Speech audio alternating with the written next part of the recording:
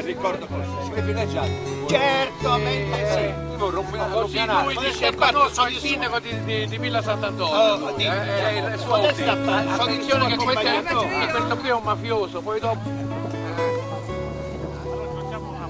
Non parlare male dello governo. Dai, mettetevi tutti là, bravo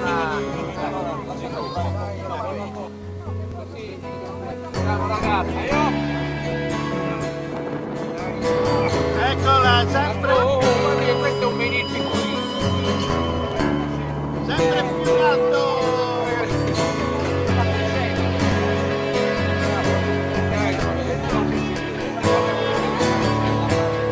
Sempre più alto!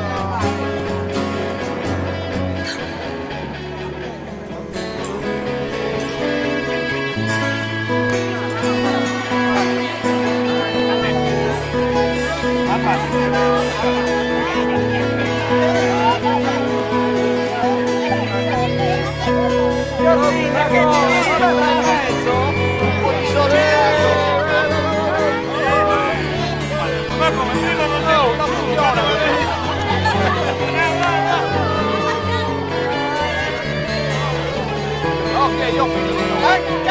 Aspetta! Dai, parla! Che cosa fai?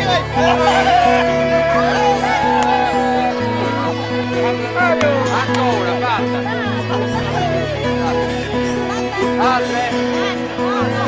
Dove cominciare? Ha fatto di tutto per farmi cadere. Papà?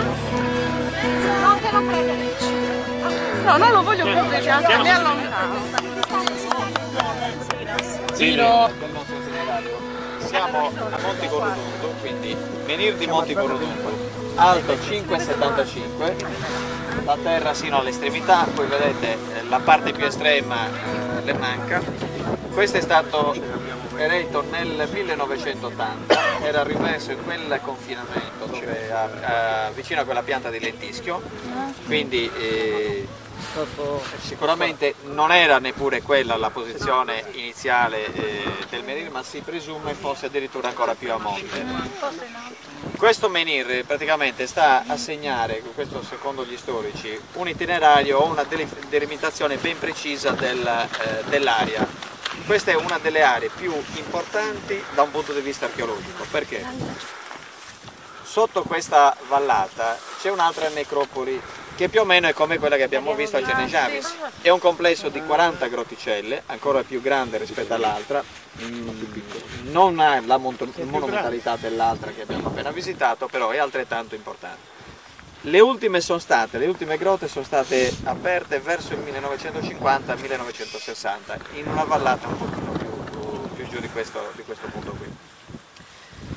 Quest'area qui, in pratica, segnava la parte centrale della presenza umana, soprattutto nel Neolitico, perché da questa parte della collina, un pochino più avanti, è stato rinvenuto un basamento in cappannicoli, un villaggio abbastanza consistente. Infatti noi non andremo lì anche perché adesso le erbacce hanno ricoperto completamente, però è pieno di materiali che sono residui di lavorazione, soprattutto ossidiana che proveniva dal Monte Arci che noi abbiamo a qualche decina di chilometri da qui. Tant'è che questo era un centro particolarmente importante per quanto riguarda la lavorazione dell'ossidiana e molti frammenti ceramici. Vi devo dire che è stata rinvenuta ceramica lavorata anche in modo abbastanza fine, con diverse Noi abbiamo parte di questi reperti in una struttura che dovremmo adibire a struttura museale. Dovrebbe partire, non dico quest'anno, ma sicuramente l'anno prossimo, perché stiamo completando i lavori tanto di...